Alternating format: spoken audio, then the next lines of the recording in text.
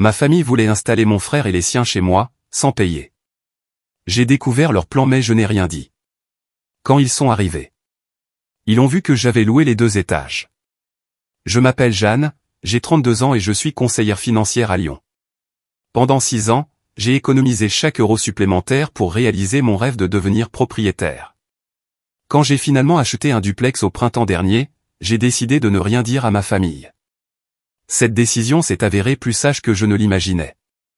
Un dimanche soir, lors d'un dîner, j'ai surpris mes parents en train de planifier l'emménagement de mon frère Guillaume et de toute sa famille dans ma nouvelle propriété, sans loyer et sans même me demander mon avis. En grandissant dans ma famille, il y a toujours eu une règle tacite selon laquelle je devais aider les autres, en particulier la famille. Mes parents, Martine et Franck, nous ont élevés avec la valeur que la famille passe avant tout, mais d'une manière ou d'une autre, ce fardeau semblait peser plus lourdement sur mes épaules que sur celles de mon frère aîné, Guillaume. J'aime profondément ma famille, mais au fil des ans, un schéma s'est développé que je commençais seulement à reconnaître. Guillaume, maintenant âgé de 36 ans, avait toujours été le charmeur, prompt aux blagues et aux histoires.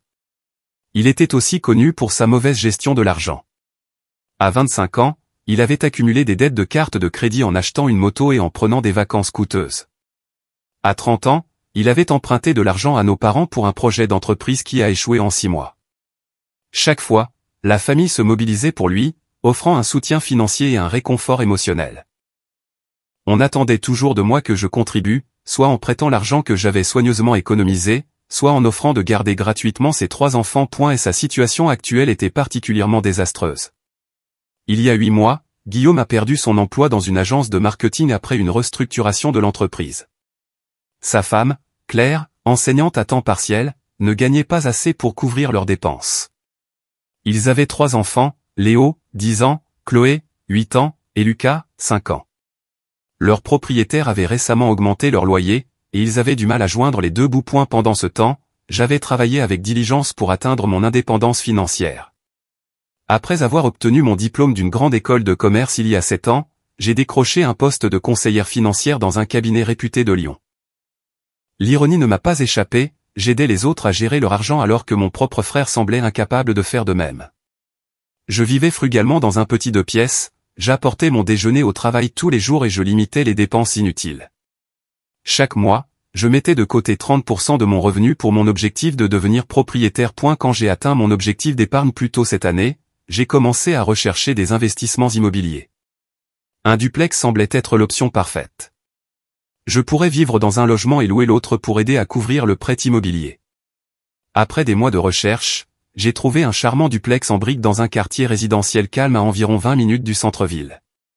Il avait besoin de quelques rénovations esthétiques, mais était structurellement solide et le prix était dans mon budget. J'ai travaillé avec un agent immobilier qui m'a aidé à naviguer dans le processus d'achat. La date de signature était fixée, et à mesure que le jour approchait, je sentais une excitation croissante mêlée d'anxiété.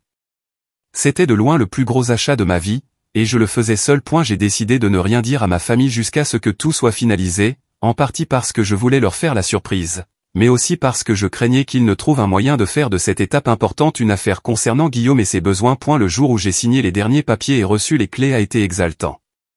Seul dans le duplex vide, j'ai ressenti une vague de fierté et d'accomplissement. Chaque logement avait 2 chambres, une salle de bain, un salon confortable et une cuisine fonctionnelle. Le jardin arrière était petit mais bien entretenu avec un platane offrant de l'ombre pour les après-midi d'été. J'ai pris des photos de chaque pièce, planifiant des rénovations et des idées de décoration. Et la semaine suivante, j'ai fait raccorder les services publics et j'ai engagé un service de nettoyage pour préparer les 2 logements. J'ai recherché les tarifs de location dans la région et j'ai créé une annonce pour le 2e logement. Mon plan était d'emménager dans un côté d'ici 1 mois et d'avoir un locataire en place pour l'autre logement peu de temps après. Les revenus locatifs couvriraient environ 60% de mon paiement hypothécaire mensuel, rendant l'investissement encore plus solide financièrement. J'ai contacté quelques amis pour m'aider à déménager certains de mes meubles dans le logement que je prévoyais d'occuper. Nous avons passé un samedi à peindre le salon et la cuisine dans des tons neutres et doux. À la fin de la journée, avec des boîtes de pizza vides sur les nouveaux comptoirs et des taches de peinture sur nos vêtements, j'ai ressenti un sentiment de propriété et d'accomplissement comme je n'en avais jamais connu auparavant. Je ne savais pas que mes plans soigneusement élaborés étaient sur le point d'entrer en collision avec la dynamique de ma famille d'une manière que je n'aurais jamais pu anticiper. Le dimanche suivant, je me suis rendu à la maison de la banlieue lyonnaise de mes parents pour notre dîner de famille habituel, excité de partager enfin ma nouvelle. J'avais décidé que c'était le moment idéal pour annoncer mon achat immobilier. J'imaginais les visages fiers de mes parents et peut-être une pointe de surprise que leur fille ait accompli cette étape importante par elle-même. J'avais même préparé un petit discours et apporté une bouteille de champagne pour célébrer. Je suis arrivé tôt pour aider ma mère à préparer le dîner, comme à notre habitude. L'odeur du poulet rôti emplissait la maison et mon père regardait un match de foot dans le salon. Je coupais des légumes dans la cuisine quand j'ai entendu la porte d'entrée s'ouvrir et se fermer, suivi par le bruit de mon frère Guillaume, de sa femme Claire et de leurs 3 enfants qui entraient. Ma mère s'est essuyé les mains sur son tablier et est allée les accueillir, me laissant seul dans la cuisine. J'ai continué à préparer la salade, écoutant d'une oreille distraite les salutations et les bavardages venant du hall d'entrée. Après quelques minutes, j'ai réalisé que mes parents, Guillaume et Claire, s'étaient déplacés dans le bureau de mon père, adjacent à la cuisine. Leur voix était basse, mais dans la maison silencieuse, leurs paroles traversaient le mur mince. J'ai entendu mon père dire, « C'est la solution parfaite. Jeanne a tout cet espace supplémentaire maintenant. » Mes mains se sont figées, le couteau en suspens au-dessus d'un concombre. De l'espace supplémentaire. Il ne pouvait pas connaître l'existence de mon duplex. Je n'en avais encore parlé à personne dans ma famille. Et la voix de ma mère s'est jointe à la conversation. Elle aide toujours la famille. C'est comme ça qu'on l'a élevée. Guillaume a répondu. Ce serait un tel soulagement, surtout pour les enfants. Ils ont besoin de stabilité en ce moment.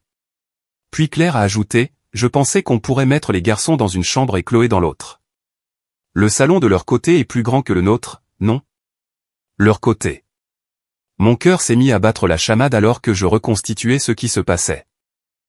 D'une manière ou d'une autre, ils savaient pour mon duplex et ils avaient déjà fait des plans pour que la famille de Guillaume emménage sans même me consulter. Je suis resté figé sur place, tendant l'oreille pour entendre davantage de leur conversation. Franck, penses-tu qu'elle voudra qu'on l'aide à déplacer ses affaires pour faire de la place, a demandé ma mère.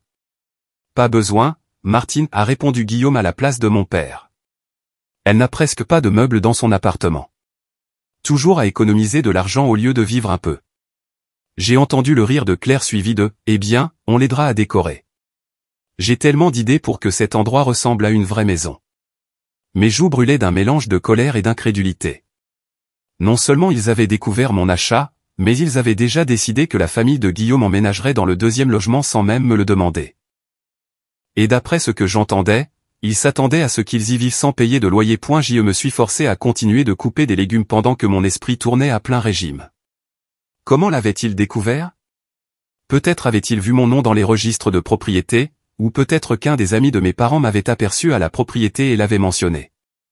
Peu importe comment ils le savaient, leur présomption était stupéfiante. Quand nous nous sommes finalement assis pour dîner, j'ai attendu qu'ils abordent le sujet, curieuse de voir comment ils allaient me présenter ce plan.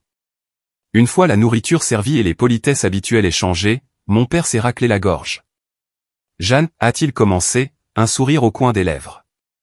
Nous avons une merveilleuse nouvelle. Nous avons trouvé la solution parfaite au problème de logement de Guillaume. J'ai pris une gorgée d'eau, évitant le contact visuel avec quiconque à table. Ma mère a poursuivi, nous savons pour ton duplex, ma chérie. Madame Dubois de la paroisse t'a vu là-bas la semaine dernière et me l'a mentionné. Nous sommes si fiers de toi d'avoir franchi une si grande étape. Avant que je puisse répondre, Guillaume a sauté sur l'occasion. Et c'est un timing parfait, Serette. Avec notre situation de loyer et l'école des enfants si proche de ta nouvelle maison, il est logique que nous prenions l'autre logement. Claire a hoché la tête avec enthousiasme. Nous promettons d'être les voisins parfaits. Les enfants sont si excités à l'idée de vivre près de leur tante Jeanne. Je sentais tous les yeux sur moi, attendant mon accord enthousiaste. L'attente dans la pièce était palpable. Bien sûr, je dirais oui. Quand avais-je jamais dit non à ma famille, les enfants de Guillaume me regardaient avec des expressions pleines d'espoir. Léo, l'aîné, a dit, maman dit qu'on pourra aller à l'école à pied depuis la nouvelle maison, et tu pourras m'aider avec mes devoirs de maths quand j'en aurai besoin. J'ai forcé un sourire, incapable de décevoir les enfants à ce moment-là. Les adultes à table ont pris mon sourire pour un accord et la conversation s'est rapidement tournée vers la logistique du déménagement. Et ma mère a commencé à planifier. Nous pouvons t'aider à déménager tes affaires le week-end prochain, puis Guillaume et Claire pourront commencer à apporter les leurs la semaine suivante. Guillaume a ajouté, le timing est parfait puisque notre bail se termine à la fin du mois et sans loyer à payer, nous pourrons enfin commencer à prendre de l'avance financièrement. L'hypothèse qu'il vivrait là sans loyer était maintenant énoncée explicitement. Pas une seule personne à table ne semblait penser que c'était une demande extraordinaire. Personne n'a demandé comment cela pourrait affecter mes paiements hypothécaires ou mes plans financiers.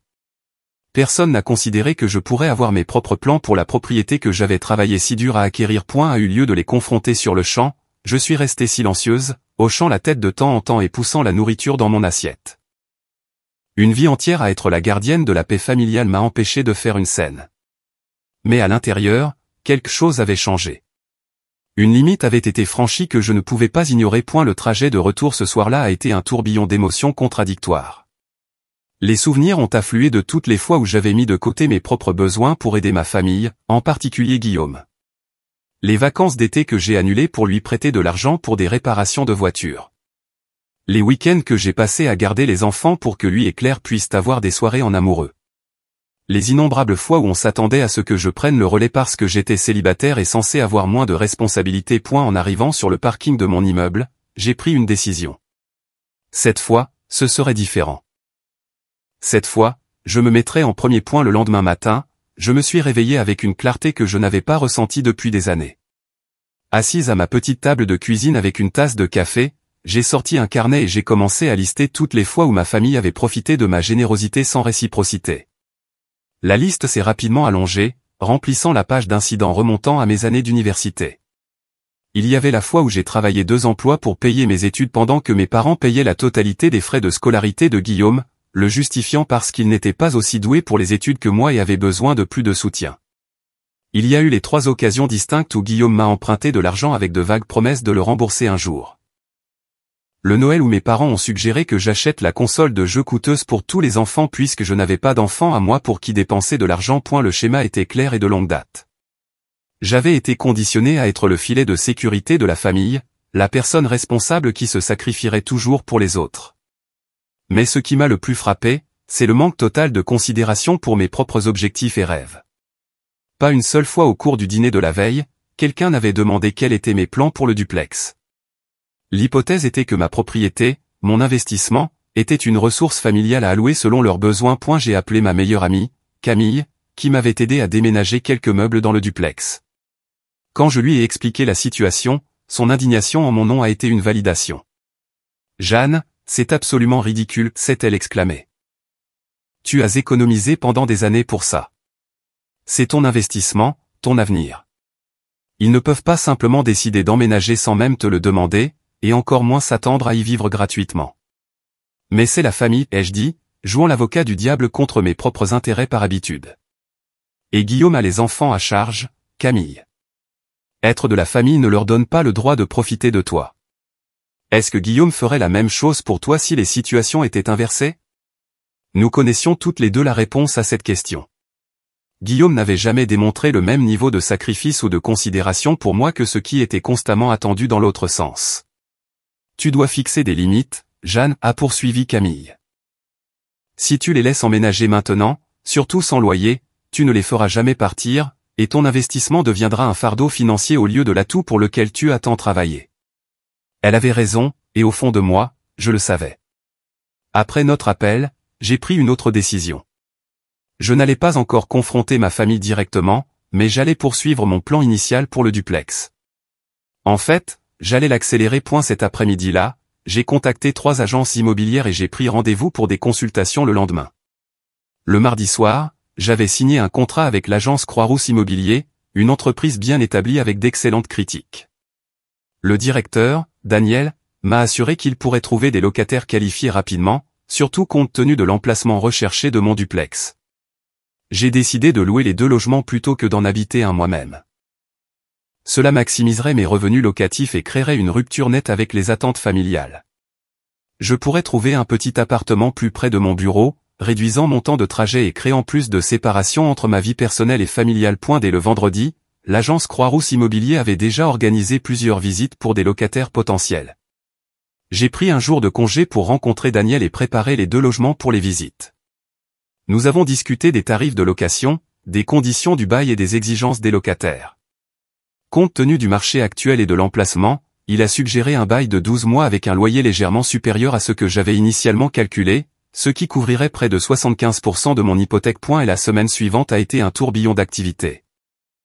Tout en évitant les appels et les textos de ma famille concernant les plans de déménagement, je rencontrais secrètement des locataires potentiels, examinais les candidatures et préparais les contrats de location. J'ai évité le dîner du dimanche en prétextant que je devais travailler sur un projet client urgent, me donnant ainsi plus de temps. À la fin de cette semaine, j'avais signé des contrats de location avec 2 locataires distincts, tous 2 avec d'excellents dossiers et un emploi stable. Le logement, initialement destiné à mon propre usage, serait occupé par un jeune couple de professionnels, Julien et Élise, qui travaillaient tous 2 dans un hôpital voisin. Le deuxième logement, ironiquement celui que ma famille avait mentalement assigné à Guillaume et Claire, serait loué par une professeure à la retraite, le docteur Éléonore Vasseur, qui voulait réduire la taille de sa grande maison après le décès de son mari. Les 2 baux commenceraient le 1er du mois suivant, dans seulement 2 semaines. Le calendrier était serré, mais gérable. J'ai engagé des nettoyeurs professionnels pour faire un dernier passage dans les 2 logements et j'ai prévu du temps pour que le gestionnaire immobilier fasse les états des lieux d'entrée avec chaque locataire. Pendant ce temps, j'ai trouvé un petit mais moderne 2 pièces dans un immeuble à seulement 3 pâtés de maison de mon bureau. Le loyer était plus élevé que ce que j'avais espéré, mais la commodité et la proximité du travail en valaient la peine. De plus, avec les revenus locatifs des 2 logements du duplex, mes dépenses globales de logement seraient toujours inférieures à celles d'avant. J'ai signé un bail de 6 mois pour l'appartement et j'ai organisé le déménagement de mes meubles pour le week-end suivant. J'ai seulement parlé de ma nouvelle adresse à Camille et à 2 autres amis proches, leur faisant jurer le secret. Je le dirai à ma famille éventuellement, bien sûr, mais pas avant que les 2 logements du duplex ne soient occupés et qu'il soit trop tard pour qu'ils changent mes plans. Et la culpabilité était considérable, surtout quand Guillaume a appelé pour demander si j'avais besoin d'aide pour emballer mon appartement. J'ai donné des réponses vagues sur le fait de ne pas être encore prête et d'avoir tout sous contrôle. Quand ma mère m'a envoyé un texto pour savoir si elle pouvait venir prendre les mesures pour les rideaux de ce qui serait le côté de Guillaume, j'ai répondu que je m'occupais encore de la paperasse et que je leur ferais savoir quand le moment serait venu. À l'approche du jour de l'emménagement de mes nouveaux locataires, les appels et les textos de ma famille sont devenus plus fréquents et insistants. Claire a envoyé des liens vers des meubles qu'elle pensait être jolis dans mon logement. Mon père a appelé pour discuter de l'aide aux frais de déménagement de Guillaume. Ma mère a laissé des messages vocaux pour organiser une pendaison de crémaillère pour nous tous. Chaque message augmentait mon anxiété mais renforçait aussi ma résolution. Le schéma était si clair maintenant, ma famille faisant des plans pour ma vie, mes ressources, mon avenir sans me consulter. Supposant toujours que j'accepterais tout ce qu'ils décideraient être le mieux, même lorsque cela profitait principalement à Guillaume à mes dépens. Le week-end avant l'emménagement des locataires, j'ai réussi à déménager dans mon nouvel appartement. J'ai changé mon adresse postale, mis à jour mes informations auprès de la banque et des compagnies de services publics, et je me suis installé dans mon nouvel espace plus petit. C'était confortable et pratique, avec un petit balcon donnant sur une cour et des appareils modernes qui rendaient la cuisine compacte luxueuse. En déballant mes affaires, j'ai ressenti un mélange d'émotions, la culpabilité de la confrontation inévitable à venir, l'anxiété de tenir tête à ma famille pour peut-être la première fois, mais aussi un sentiment croissant de fierté et d'indépendance. Je prenais le contrôle de ma vie et de mon avenir financier d'une manière qui semblait à la fois terrifiante et exaltante. Et la dernière pièce de mon plan s'est mise en place lorsque Daniel de l'agence immobilière a appelé pour confirmer que les 2 groupes de locataires emménageraient ce samedi. Tout était prêt. Il ne me restait plus qu'à attendre la tempête qui allait sûrement suivre. Et la semaine précédant le jour de l'emménagement a été tendue. Mon frère Guillaume m'a envoyé des textos tous les jours pour demander quand il pourrait commencer à apporter des cartons au duplex. Salut Serette, est-ce qu'on peut déposer quelques affaires des enfants ce week-end? Claire a déjà emballé leur chambre, a-t-il écrit le lundi. J'ai répondu plusieurs heures plus tard. Je suis encore en train de finaliser certaines choses avec la propriété. Je vous tiendrai au courant bientôt. Le mardi, ma mère a appelé pendant que j'étais au travail. J'ai laissé sonner et j'ai écouté son message pendant ma pause déjeuner. Jeanne ma chérie, j'ai trouvé de jolis rideaux pour ton salon. Ils étaient en solde aux Galeries Lafayette. Je pensais qu'on pourrait les accrocher ce week-end quand on t'aidera à t'installer. Rappelle-moi quand tu pourras. J'ai envoyé une brève réponse par texto. Merci, maman, mais je suis encore en train de régler des choses. Il faudra peut-être reporter un peu. Le mercredi, mon père s'est joint à la campagne. Son texto était plus direct. Guillaume doit donner son préavis à son propriétaire d'ici vendredi. Quand peuvent-ils commencer à déménager leurs affaires chez toi? Cela nécessitait une réponse plus substantielle, alors je l'ai appelé après le travail, en prenant soin de garder un ton décontracté. Papa, je comprends que Guillaume soit pressé de déménager, mais il y a encore des réparations et de la paperasse dont je dois m'occuper avant que quiconque puisse emménager.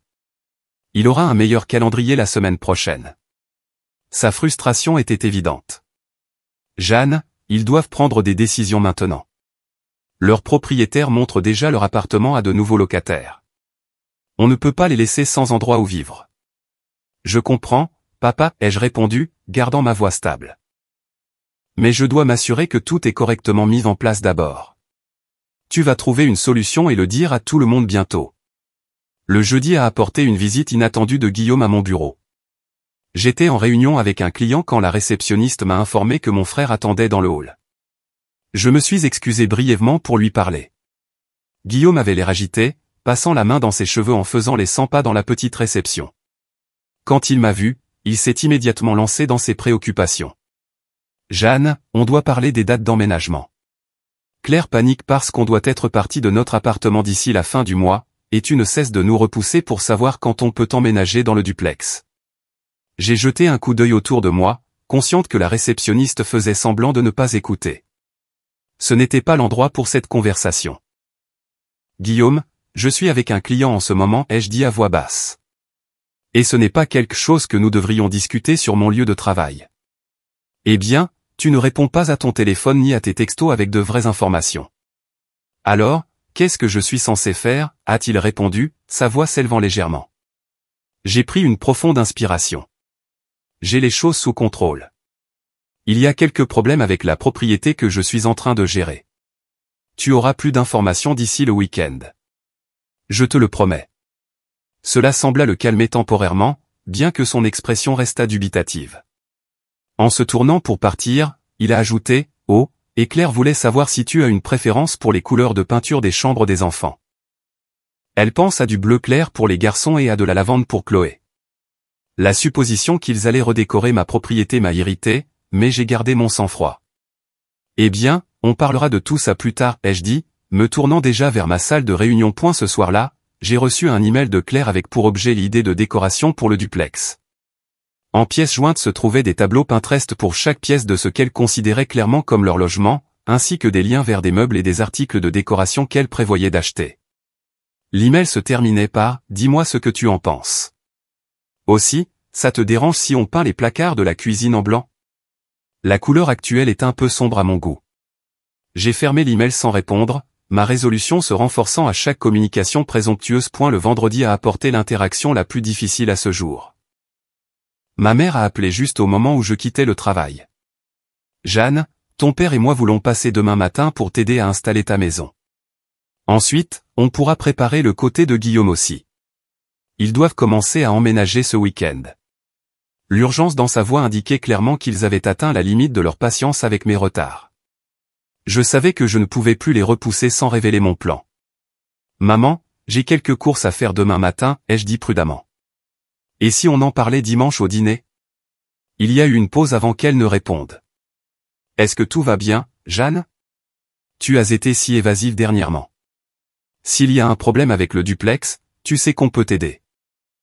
Ton père est doué pour les réparations et je suis sûr que quoi que ce soit qui ne va pas peut être réparé avant que Guillaume et sa famille n'emménagent. L'inquiétude dans sa voix était sincère, ce qui rendait ce que je faisais encore plus trompeur. Mais je me suis rappelé les années d'attente unilatérale et j'ai tenu bon.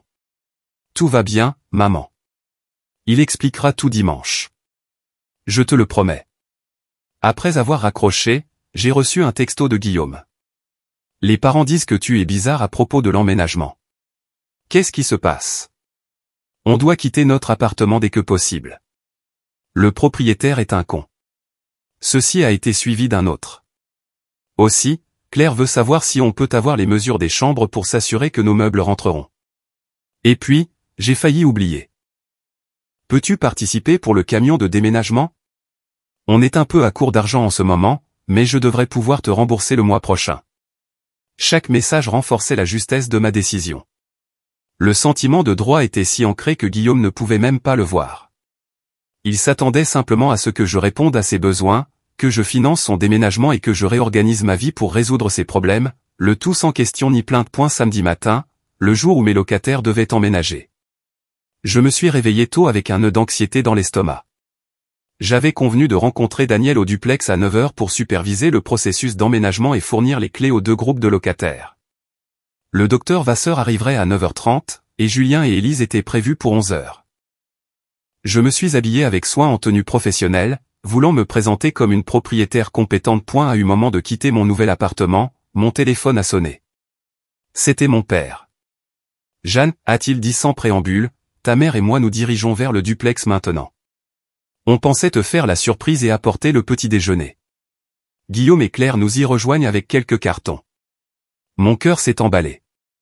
Ils allaient arriver avant moi, avant les locataires, avant que j'aie eu la chance d'expliquer.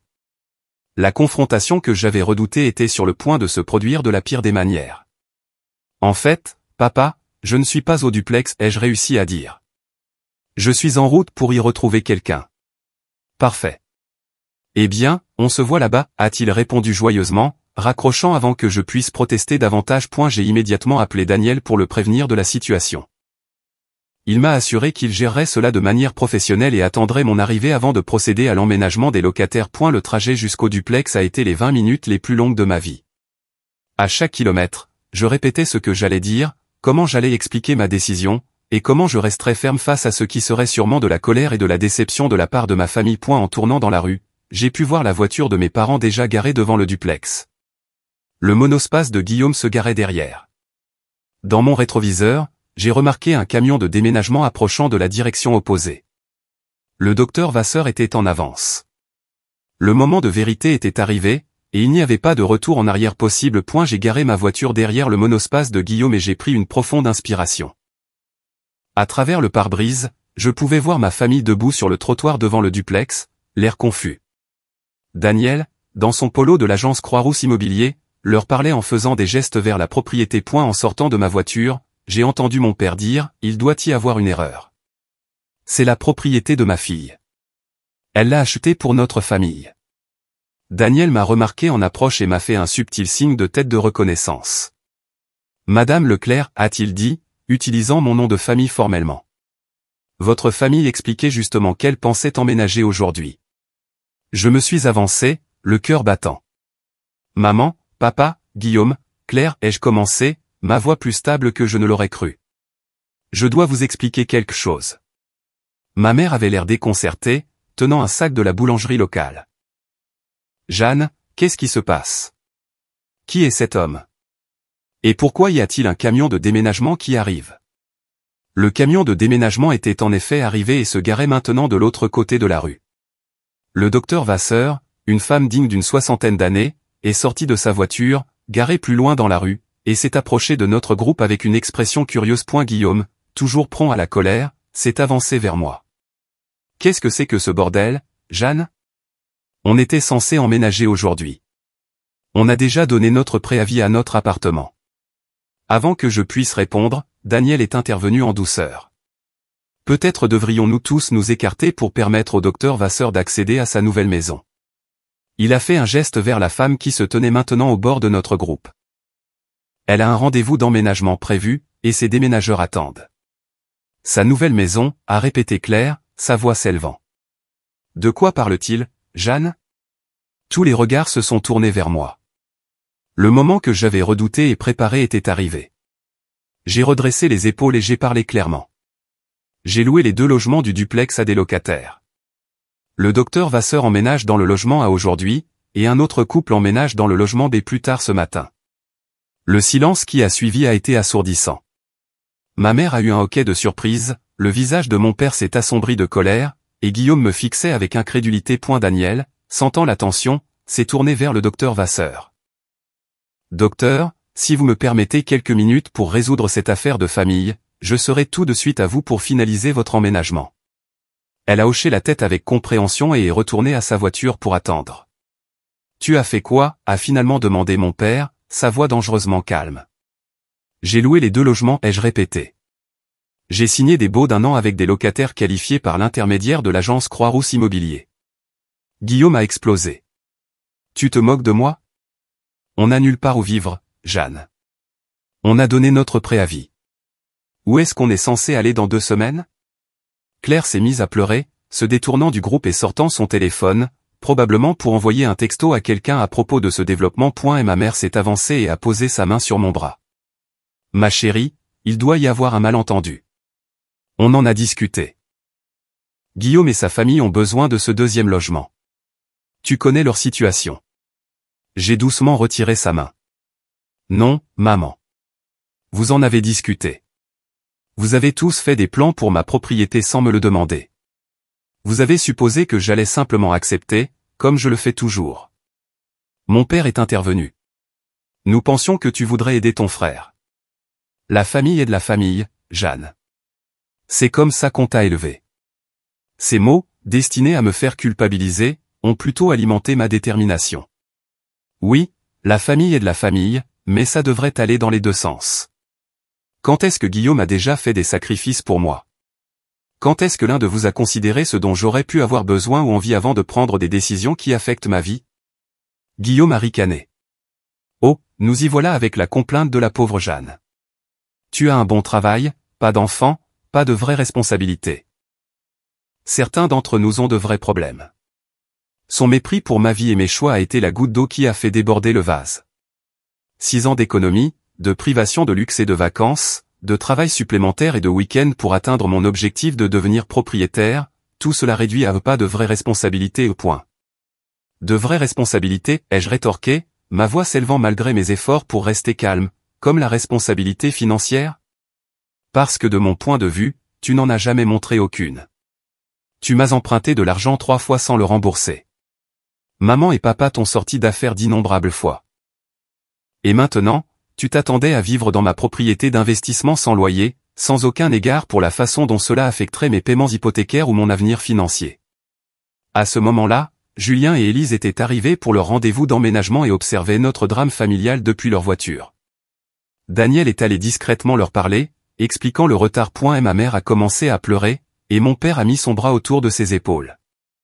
Je n'aurais jamais pensé que tu serais si égoïste, Jeanne, a-t-il dit, la déception évidente dans son ton. Ton frère a des enfants à charge. Je ne suis pas égoïste, ai-je répondu fermement, je suis réaliste. Ce duplex est un investissement pour lequel j'ai travaillé dur. J'ai une hypothèque à payer. Si Guillaume et sa famille y vivaient sans loyer, c'est moi qui couvrirais la totalité des coûts. En quoi est-ce juste? Claire a rejoint la conversation, son expression dure.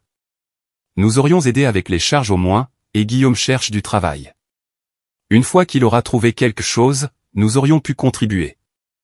J'ai secoué la tête. Ce n'est pas suffisant. Et d'après l'expérience passée, je ne crois pas que cela serait arrivé de toute façon. Combien de temps avant qu'un mois ne se transforme en 6 et 6 en un an? Combien de temps avant que mon investissement ne devienne un fardeau financier au lieu d'un atout? Guillaume s'est tourné vers nos parents. Vous pouvez croire ça? Après tout ce qu'on a fait pour elle. Cette déclaration m'a laissé momentanément sans voix. Tout ce qu'ils avaient fait pour moi. Mon esprit a parcouru des années où l'on s'attendait à ce que je garde les enfants au pied levé, que je prête de l'argent que je ne reverrai jamais, que je réorganise mon emploi du temps pour répondre aux besoins de Guillaume. Que as-tu fait exactement pour moi, Guillaume, ai-je demandé calmement. Cite une seule fois où tu as mis mes besoins avant les tiens. Une seule fois où tu as sacrifié quoi que ce soit pour moi. Il a hésité, incapable de trouver un exemple. Mon père est intervenu. Ça suffit, Jeanne. Je ne sais pas ce qui t'a pris, mais ce n'est pas comme ça qu'on t'a élevé. La famille passe en premier. Oui, la famille passe en premier, ai-je convenu. Mais je fais aussi partie de la famille. Et pendant des années, on s'est attendu à ce que je mette les besoins de tout le monde avant les miens. Plus maintenant. Alors, qu'est-ce qu'on est censé faire maintenant, a exigé Guillaume. Où est-ce qu'on est censé vivre? Au même endroit où vous vivriez si je n'avais pas acheté ce duplex, ai-je répondu. Trouvez un appartement que vous pouvez vous permettre. Budgétez votre argent. Faites ce que toutes les autres familles doivent faire. Claire a ricané. Facile à dire pour toi depuis ta position de privilégié. Son commentaire a déclenché une nouvelle vague de colère. Privilégié? J'ai travaillé 60 heures par semaine pendant des années pour économiser pour cette propriété. J'ai préparé des déjeuners au lieu de manger au restaurant. J'ai vécu dans un minuscule appartement et j'ai conduit une vieille voiture. J'ai gagné cela par un travail acharné et une planification minutieuse, pas par privilège. Ma mère, toujours la pacificatrice, a essayé une autre approche. Jeanne, ma chérie, peut-être qu'on peut trouver un compromis. Peut-être que Guillaume pourrait payer un loyer, même s'il est inférieur au prix du marché. J'ai secoué la tête. C'est trop tard pour ça, maman. J'ai signé des baux contraignants avec les 2 locataires. Ils ont le droit légal d'occuper ces logements pour les 12 prochains mois. Tu pourrais rompre les baux, a suggéré mon père. Payer la pénalité, quelle qu'elle soit. Le fait qu'il suggère que je subisse une perte financière pour résoudre le problème de Guillaume illustrait parfaitement la dynamique contre laquelle je me battais. Non, ai-je dit fermement. Je ne romprai pas des contrats légaux et ne risquerai pas ma réputation professionnelle parce que Guillaume n'a pas réussi à planifier correctement. Ces locataires ont des droits, et j'ai l'intention d'honorer mes accords avec eux. Guillaume a levé les mains au ciel de dégoût. Incroyable. Tant pis pour la loyauté familiale. Ma mère pleurait ouvertement maintenant. Je ne comprends pas pourquoi tu ne nous as pas simplement parlé de tes plans, Jeanne. Pourquoi garder le secret si tu ne faisais rien de mal? Sa question m'a durement touché. C'était un argument juste. Pourquoi ne leur avais-je pas simplement dit d'emblée? Parce que vous n'auriez jamais écouté, ai-je répondu honnêtement. Vous m'auriez fait pression pour que je change d'avis, m'auriez fait sentir coupable, et vous m'auriez probablement usé à la longue. Vous ne m'avez même pas demandé mon avis avant de faire des plans pour ma propriété. Vous avez juste supposé que j'accepterais ce que vous vouliez, comme je le fais toujours. Daniel s'est approché avec précaution. Madame Leclerc, le docteur Vasseur est prêt à commencer son emménagement, et Julien et Élise attendent également. Je lui ai fait un signe de tête, reconnaissante pour l'interruption. Je dois m'occuper de mes locataires maintenant, ai-je dit à ma famille. Nous pourrons continuer cette discussion plus tard si vous le souhaitez, mais ma décision est finale. Le visage de mon père était un masque de déception alors qu'il prenait le bras de ma mère. Allons-y, Martine. Clairement, Jeanne a fait son choix. Guillaume est resté défiant. Ce n'est pas fini, Jeanne. Tu ne peux pas nous laisser comme ça, sans abri. Vous n'êtes pas sans abri, Guillaume, ai-je dit, l'épuisement s'insinuant dans ma voix. Vous avez 2 semaines pour trouver un nouvel endroit. Beaucoup de familles y arrivent tous les jours. Claire a attrapé son bras. Viens, Guillaume. Elle ne se soucie manifestement pas de nous ni des enfants. Allons-y. Alors qu'il se tournait pour partir, ma mère m'a regardé avec des larmes dans les yeux. Je ne te reconnais plus, Jeanne. Ce n'est pas la fille que j'ai élevée. Ces mots m'ont piqué, mais j'ai tenu bon alors qu'ils montaient tous dans leur véhicule et s'éloignaient. Ce n'est que lorsqu'ils ont été hors de vue que j'ai laissé mes épaules s'affaisser et les larmes monter à mes yeux. Daniel s'est approché et m'a tendu un mouchoir. C'était difficile, a-t-il dit gentiment. Mais pour ce que ça vaut, je pense que vous avez fait ce qu'il fallait. J'ai essuyé mes yeux et j'ai redressé ma posture. Merci. Maintenant, aidons le docteur Vasseur à s'installer dans sa nouvelle maison. Alors que nous marchions vers le duplex où le docteur Vasseur attendait patiemment, j'ai senti un poids se soulever de mes épaules. La confrontation avait été tout aussi douloureuse que je l'avais craint, mais tenir bon avait été nécessaire.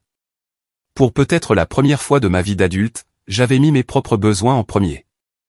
Les retombées seraient importantes, mais la croissance qui résulterait de la rupture enfin de schéma malsain le serait aussi.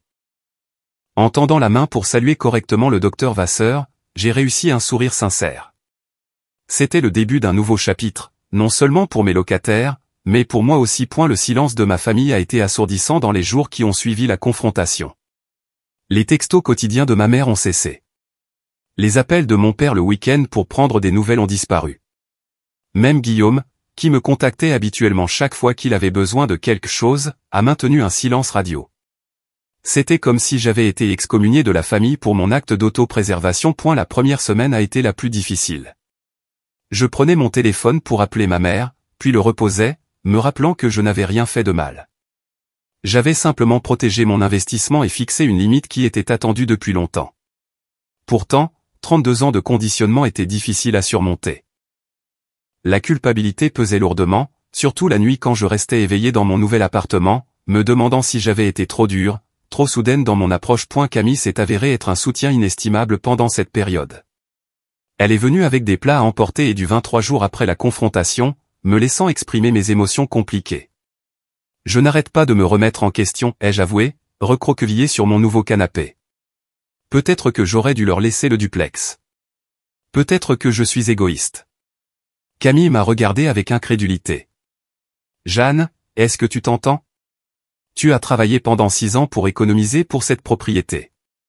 6 ans. Et il s'attendait à y vivre gratuitement sans même en discuter avec toi. En quoi protéger ton investissement est-il égoïste? Mais c'est la famille, ai-je dit faiblement, l'argument sonnant creux même à mes propres oreilles. Oui, et la famille devrait se soutenir mutuellement, pas seulement prendre, a-t-elle répondu fermement. Quand est-ce que Guillaume a sacrifié quoi que ce soit pour toi pour la dernière fois? Je ne pouvais pas penser à un seul exemple. Exactement, a poursuivi Camille. C'est un schéma qui devait être brisé. Et honnêtement, tu as rendu service à Guillaume sur le long terme. Il a besoin d'apprendre la responsabilité financière, pas d'obtenir un autre sauvetage. Au fond de moi, je savais qu'elle avait raison. Mon frère n'avait jamais fait face aux conséquences de ses décisions financières parce que quelqu'un avait toujours été là pour le secourir, généralement moi ou nos parents.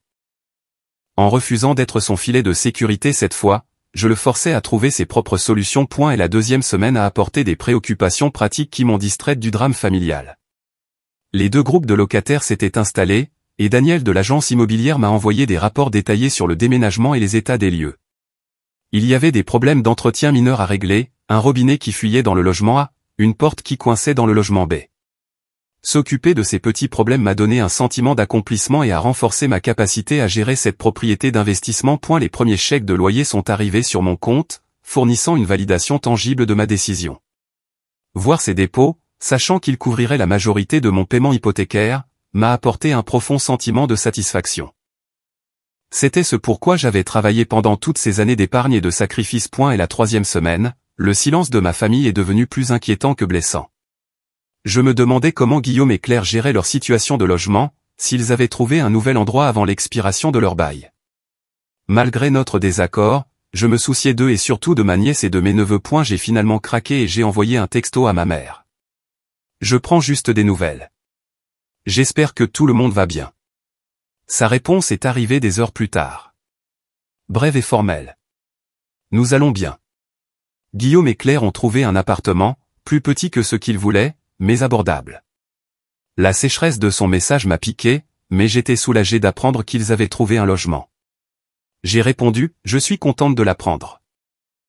Tu me manques. Elle n'a pas répondu. Un mois après la confrontation, j'ai reçu une lettre manuscrite de ma mère. La vue de son écriture familière sur l'enveloppe m'a fait monter les larmes aux yeux avant même de l'ouvrir.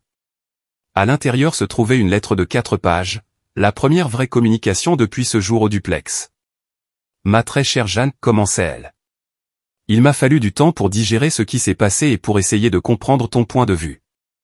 Je veux que tu saches que même si j'ai été blessé et déçu par ta décision, j'ai réfléchi à la dynamique de notre famille et à mon rôle dans la création de cette situation. Elle a continué en reconnaissant que la famille avait souvent pris ma générosité pour acquise et avait développé des attentes qui n'étaient pas justes pour moi. Elle a admis que Guillaume avait été autorisé à trop compter sur le soutien familial sans développer sa propre responsabilité. Ton père et moi avions de bonnes intentions, écrivait-elle. Nous voulions aider Guillaume à traverser une période difficile, mais nous aurions dû te demander d'abord, pas supposer que tu accepterais notre plan. C'était mal de notre part, et je suis désolé. Ces excuses ont provoqué de nouvelles larmes. C'était plus que ce à quoi je m'attendais et exactement ce que j'avais besoin d'entendre. Elle a poursuivi. Guillaume et Claire ont trouvé un 3 pièces de l'autre côté de la ville. Ce n'est pas idéal, mais c'est dans leur budget. Les enfants partagent une chambre, ce qui a été un ajustement, mais ils sont résilients. Guillaume a trouvé un travail à temps partiel dans un entrepôt pendant qu'il continue de chercher quelque chose dans son domaine. Claire a pris plus d'heures d'enseignement. Ils s'en sortent, ce qui, je suppose, est l'important. La lettre se terminait par une branche d'olivier prudente. Nous aimerions beaucoup te voir au dîner du dimanche cette semaine si tu es d'accord. Je ne peux pas promettre qu'il n'y aura pas de tension, mais je peux promettre que ton père et moi ferons un effort pour respecter tes limites. Guillaume aura peut-être besoin de plus de temps. Amour toujours, maman. J'ai serré la lettre contre ma poitrine, submergé de soulagement et de gratitude. Ce n'était pas une résolution complète, mais c'était un début. La reconnaissance de mon point de vue et les excuses pour leur présomption signifiaient plus que je ne pouvais l'exprimer. Ce dimanche-là, je me suis rendu chez mes parents avec un mélange d'anxiété et d'espoir. Quand ma mère a ouvert la porte, il y a eu un moment d'hésitation maladroite avant qu'elle ne me serre dans ses bras. « Tu m'as manqué » a-t-elle murmuré. « Tu m'as manqué aussi, maman » ai-je répondu, retenant mes larmes. Le dîner était sobre par rapport à nos réunions de famille habituelles. Guillaume, Claire et les enfants n'étaient pas présents, ce qui était probably for the best. Mon père était réservé au début, mais au fur et à mesure que le repas avançait, il a commencé à se détendre. Au dessert, nous avions quelque chose qui ressemblait à une conversation normale. Avant de partir, mon père m'a pris à part. « C'était mal de notre part de faire des plans pour ta propriété sans te consulter » a-t-il admis sèchement. « Tu as travaillé dur pour ce duplex. C'est à toi de faire ce que tu veux avec. » Venant de mon père, cette reconnaissance était significative. Il n'avait jamais été du genre à admettre facilement ses erreurs. « Merci, papa » ai-je dit, en le serrant dans mes bras. Ça signifie beaucoup pour moi. Le chemin vers une réconciliation complète a été plus long avec Guillaume et Claire. Ils ont décliné les plusieurs dîners de famille suivants quand ils savaient que je serais présente. Quand nous nous sommes finalement vus à la fête d'anniversaire de mon neveu 2 mois plus tard, la tension était palpable. Guillaume était froidement poli. Claire m'a à peine reconnu, mais au moins ils étaient civilisés. Les enfants, heureusement, n'avaient pas changé dans leur affection pour leur tante. Chloé m'a sauté au cou quand je suis arrivé, et Léo m'a montré avec enthousiasme son projet de science. Même le petit Lucas a voulu s'asseoir sur mes genoux pendant le gâteau, une normalité qui a aidé à apaiser l'atmosphère tendue. Au fil des mois, la dynamique familiale a lentement changé. Mes parents ont commencé à me traiter avec un nouveau respect, me consultant sur les décisions plutôt que de m'informer après coup. Ils ont cessé de proposer automatiquement mon temps et mes ressources pour les besoins de la famille. C'était un changement subtil mais profond qui a validé ma décision de m'affirmer. Guillaume et Claire sont restés distants, mais il y avait de petits signes de progrès. Guillaume m'a envoyé un texto quand il a décroché un poste à temps plein dans une entreprise locale, une petite branche d'Olivier que j'ai reconnue avec gratitude par des félicitations. Claire m'a incluse dans un texto de groupe sur les collectes de fonds de l'école, une inclusion mineure qui indiquait néanmoins un dégel des relations. Le plus surprenant, c'est que mon frère semblait développer un sens de la responsabilité financière qui lui faisait défaut auparavant. Selon ma mère, lui et Claire avaient créé un budget et s'y tenaient. Ils avaient même ouvert un petit compte d'épargne, une première dans leur vie de couple. À l'approche de la Toussaint, je me suis retrouvée à la fois impatiente et redoutante des fêtes. Ce serait la première grande réunion de famille depuis l'incident du duplex, comme j'avais fini par l'appeler.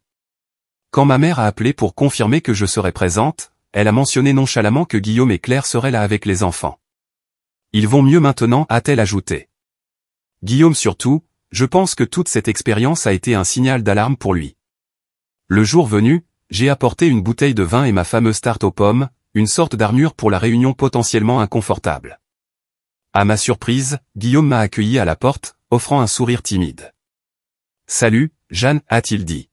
« Content de te voir. »« Content de te voir aussi » ai-je répondu, le pensant malgré ma nervosité. Et la journée n'a pas été sans ces moments gênants, mais dans l'ensemble, elle a été plus agréable que je n'osais l'espérer. Pendant un moment calme dans la cuisine, Guillaume s'est approché de moi alors que je remplissais mon verre d'eau. « Je veux m'excuser » a-t-il dit, clairement mal à l'aise, mais déterminé.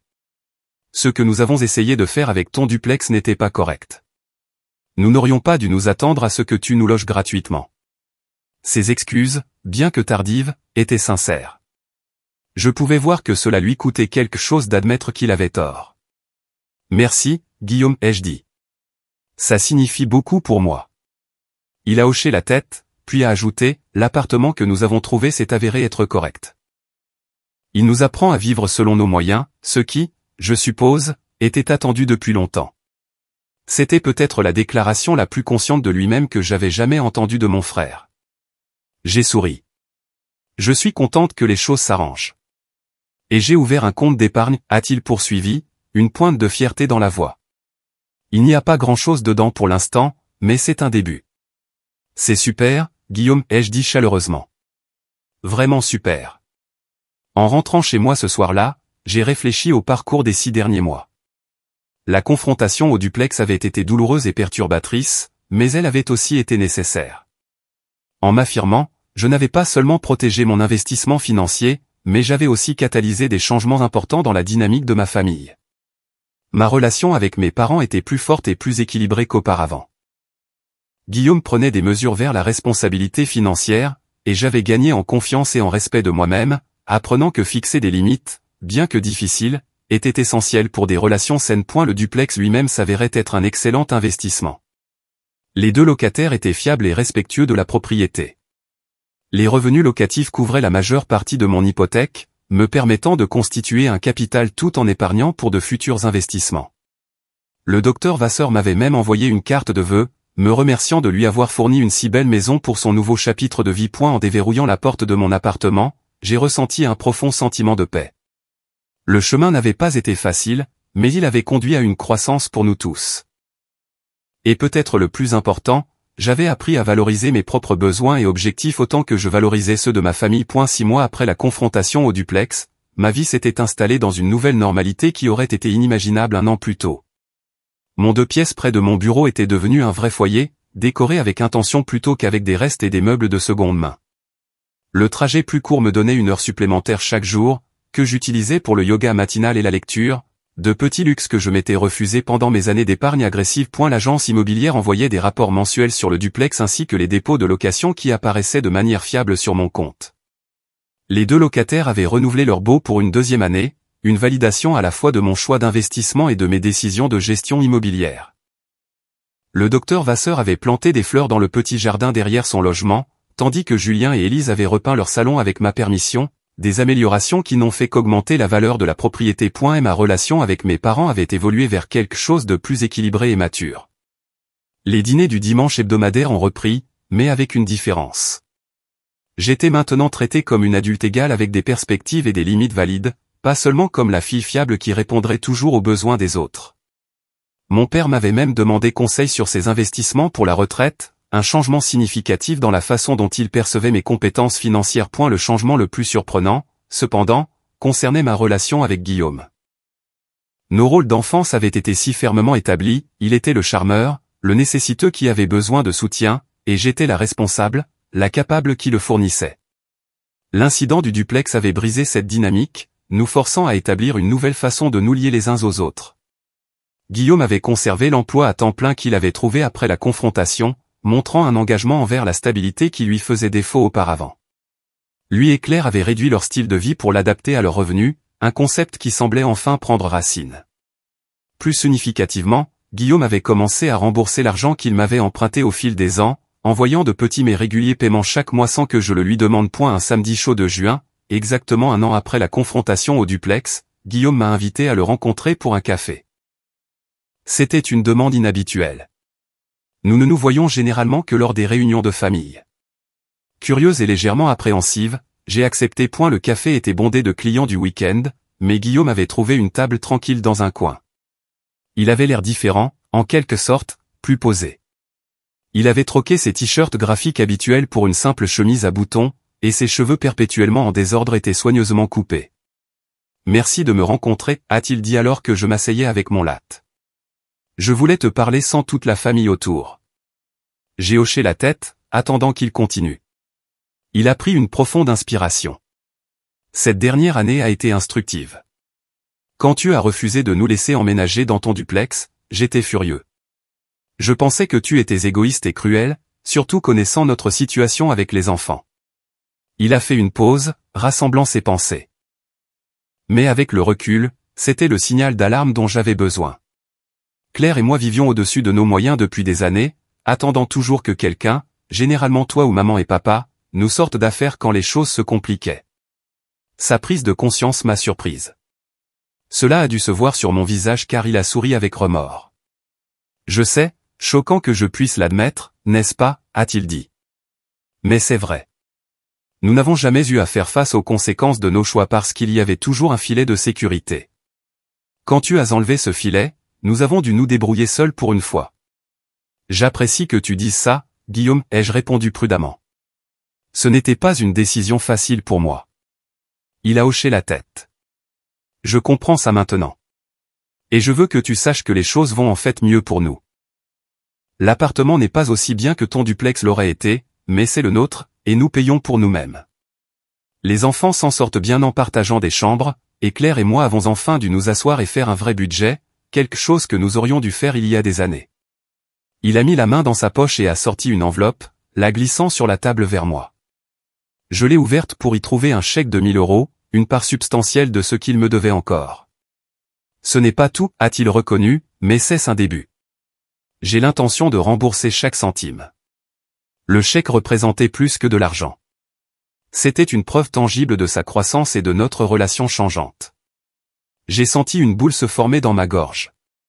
Merci, ai-je dit simplement. Non, merci à toi, a-t-il répondu, me surprenant à nouveau, de ne plus me permettre d'être dépendant. De m'avoir forcé à grandir même si je m'y suis opposé à chaque étape. Nous avons parlé pendant près de 2 heures cet après-midi-là, ayant peut-être la conversation la plus honnête de notre vie d'adulte. Guillaume a partagé ses luttes avec la responsabilité financière, admettant qu'il avait toujours envié ma discipline tout en la ressentant simultanément. J'ai avoué ma frustration d'être prise pour acquise et ma culpabilité de m'être enfin affirmée. Au moment de nous quitter, quelque chose de fondamental avait changé entre nous. Nous n'étions plus enfermés dans les rôles de sœurs responsables et de frères irresponsables. Nous étions simplement 2 adultes avec des forces et des faiblesses différentes, trouvant une nouvelle façon d'être une famille sans les schémas malsains du passé. Les leçons que j'ai apprises grâce à l'expérience du duplex se sont étendues au-delà de la dynamique familiale. J'avais découvert une confiance dans mes décisions financières qui s'est traduite dans d'autres domaines de ma vie. Au travail, j'ai commencé à prendre la parole plus souvent en réunion et à assumer des rôles de leadership dans des projets. J'ai négocié une promotion et une augmentation de salaire, plaidant pour moi-même avec une assurance que j'avais auparavant réservée à la défense des autres. J'ai également commencé à explorer d'autres opportunités d'investissement, en recherchant des propriétés potentielles pour un deuxième achat immobilier. Le succès du duplex m'avait donné à la fois les moyens financiers et la confiance nécessaires pour élargir mon portefeuille. J'ai consulté des conseillers financiers et des professionnels de l'immobilier, abordant chaque investissement potentiel avec une analyse minutieuse plutôt qu'une prise de décision émotionnelle. Mes relations personnelles ont également bénéficié de ma nouvelle capacité à fixer des limites. Je suis devenu plus sélectif sur la façon dont je passais mon temps et mon énergie, en privilégiant les liens réciproques et solidaires. J'ai appris à dire non sans explications élaborées ni excuses, une compétence simple qui a néanmoins transformé ma façon de naviguer dans le monde. Et la saison des fêtes a apporté une autre étape importante. Pour la première fois, j'ai organisé le dîner de Noël dans mon appartement. C'était un peu à l'étroit, mais tout le monde s'est adapté, y compris Guillaume, Claire et les enfants. Ma mère a apporté sa farce traditionnelle, et mon père a découpé la dinde que j'avais nerveusement préparée en suivant sa recette. Alors que nous étions réunis autour de ma table, j'ai regardé les visages de ma famille et j'ai ressenti un profond sentiment de gratitude. Le parcours avait été difficile, mais nous en étions sortis plus forts, avec des relations plus saines basées sur le respect mutuel plutôt que sur l'obligation et l'attente. Guillaume a levé son verre pour porter un toast. À Jeanne, a-t-il dit, pour nous avoir tous appris que le vrai soutien familial, c'est de s'entraider à grandir, pas de cautionner les mauvaises habitudes. Et pour avoir fait une dinde d'enfer pour son premier Noël. Tout le monde a ri et a trinqué. Ma mère s'est penchée pour me serrer la main, ses yeux communiquant ce que les mots ne pouvaient pas dire, fierté, amour et une profonde appréciation pour la femme que j'étais devenue. Le duplex qui avait causé tant de conflits avait finalement été le catalyseur d'un changement positif dans toutes nos vies. En restant ferme dans ma décision, je n'avais pas seulement assuré mon avenir financier, mais j'avais aussi aidé ma famille à évoluer vers des versions plus saines d'elle-même. La douleur à court terme avait conduit à une croissance à long terme que personne d'entre nous n'aurait pu anticiper. En réfléchissant à ce parcours, la leçon qui résonne le plus profondément est la suivante, fixer des limites n'est pas égoïste. C'est nécessaire pour des relations saines. En valorisant enfin mes propres besoins et objectifs autant que ceux de ma famille, j'ai créé un espace pour que nous puissions tous grandir. Le vieil adage selon lequel on ne peut pas verser d'une tasse vide s'est avéré profondément vrai. En prenant soin de mon propre bien-être financier et émotionnel, je suis devenu plus, et non moins, capable de soutenir ma famille de manière significative. Le duplex reste un rappel physique de cette transformation. Ce qui a commencé comme un simple investissement immobilier est devenu le tournant de l'histoire de notre famille, le moment où les vieux schémas ont été brisés et où de nouveaux, plus sains, ont commencé à se former. Et pour ce cadeau inattendu, je suis éternellement reconnaissante.